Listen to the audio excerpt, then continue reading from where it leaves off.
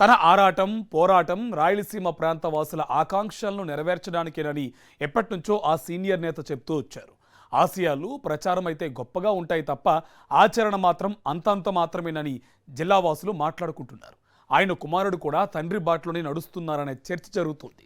తండ్రి కొడుకులువి స్వార్థ రాజకీయాలే తప్ప చిత్తశుద్ధి లేదని కూటమి నేతలే మాట్లాడుకుంటున్నారట. టీజీ వెంకటేష్ పెద్దగా పరిచయం అవసరం లేని సీనియర్ రాజకీయ నాయకుడు. రాయలసీమ ప్రాంత సమస్యల పరిష్కారం కోసం, హక్కుల కోసం పోరాడతానని చెప్పి చాలా కాలం క్రితమే రాయలసీమ హక్కుల ఐక్య వేదికను ఏర్పాటు చేసి అప్పట్లో చాలా కార్యక్రమాలు నిర్వహించారు. అంతేకాదు మీడియాలో ప్రచారం కూడా బాగానే చేయించారు.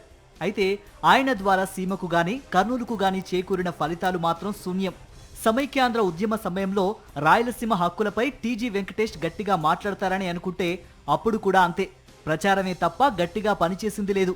ప్రస్తుతం బీజేపీ నేతగా ఉన్న టీజీ వెంకటేష్ రాష్ట్రంలోనూ కేంద్రంలోనూ పరిచయాలు పుష్కలంగా ఉన్నప్పటికీ కర్నూలు అభివృద్ధిని ఏమాత్రమూ పట్టించుకోవడం లేదని కూటమి పార్టీలో చర్చ జరుగుతోంది. బీజేపీ నేత టీజీ వెంకటేష్, ఆయన కుమారుడు టీడీపీ మంత్రి టీజీ భరత్ ఇద్దరూ దొందేనని రాజకీయ విశ్లేషకులు అంటున్నారు. కర్నూలును న్యాయ రాజధానిగా చేయాలని అందుకనుగుణంగా గత వైఎస్ జగన్ ప్రభుత్వం అనేక నిర్ణయాలు తీసుకుంది. వాటికి తూట్లు పొడిచేలా కూటమి ప్రభుత్వం వ్యవహరిస్తున్నా సరే టీజీ వెంకటేష్ కు మంత్రి టీజీ భరత్ కు చీమ కుట్టినట్టుగా కూడా లేదని రాజకీయ పరిశీలకులు భావిస్తున్నారు. ఆంధ్రప్రదేశ్ నూతన అధ్యక్షుడిగా నియమితులైన మాధవ్ ఈ మధ్యన కర్నూలు జిల్లాలో పర్యటించారు. ఆ సందర్భంగా ఆయన జర్నలిస్టులతో చిట్చాట్ గా మాట్లాడుతూ తమ పార్టీ రాయలసీమ డిక్లరేషన్ కు కట్టుబడి ఉందని అన్నారు. కర్నూలులో హైకోర్టు ఏర్పాటుకు అనుకూలంగా ఆయన మాట్లాడినప్పటికీ బీజేపీ నేత టీజీ వెంకటేష్ మాత్రం స్పందించడం లేదు. కర్నూలు ప్రాంత అభివృద్ధిపై ఆయన ఎందుకు మాట్లాడడం లేదు అనే ప్రశ్న కూటమి నేతల నుంచే వినిపిస్తోంది. బీజేపీ నేత టీజీ వెంకటేష్ కుమారుడు టీజీ భరత్ కూటమి సర్కారులో పరిశ్రమల శాఖ మంత్రిగా ఉన్నారు.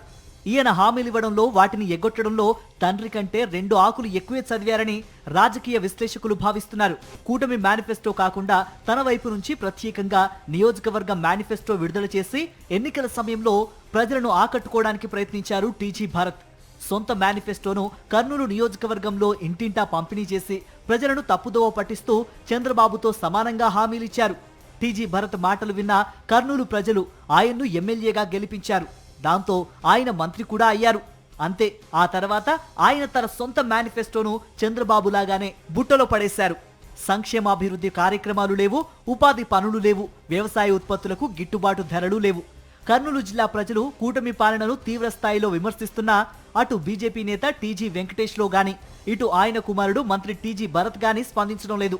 పరిశ్రమల శాఖ మంత్రిగా టీజీ భరత్ జిల్లాకు ఏమీ చేయడం లేదని, పరిశ్రమల స్థాపనకు అవకాశం ఉన్నా పట్టించుకోవడం లేదని, ఉద్యోగ ఉపాధి పనులు లేక ప్రజలు అల్లాడుతున్నా తండ్రి కొడుకులు తమకేమీ పట్టనట్లుగా వ్యవహరిస్తున్నారనే చర్చ జిల్లాలో గట్టిగా జరుగుతోంది.